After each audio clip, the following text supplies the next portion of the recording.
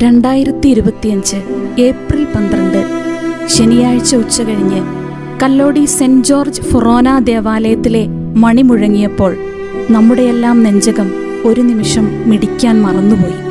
Illikkal Jason Joseph sir ആർക്കും നികത്താനാവാത്ത ശൂന്യത സൃഷ്ടിച്ചുകൊണ്ട് ഈ ലോകത്തോട് വിട പറഞ്ഞ ദിവസം.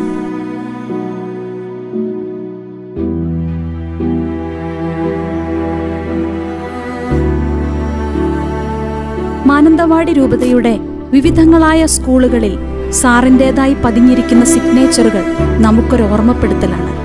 കൂടെയുള്ളവരെ സൗമ്യമായി ചേർത്തുപിടിക്കാൻ, കുടുംബത്തിന് ശക്തമായൊരടിത്തറയാകാൻ, ചിരിക്കുന്ന മുഖത്തോടെ സൗഹൃദങ്ങളുടെ ആഴം വർദ്ധിപ്പിക്കാൻ, നന്നായി പഠിപ്പിക്കാൻ, എല്ലാം ചേർത്തു പറഞ്ഞാൽ ആത്മാർത്ഥതയ്ക്ക് പര്യായമായി മാറാൻ.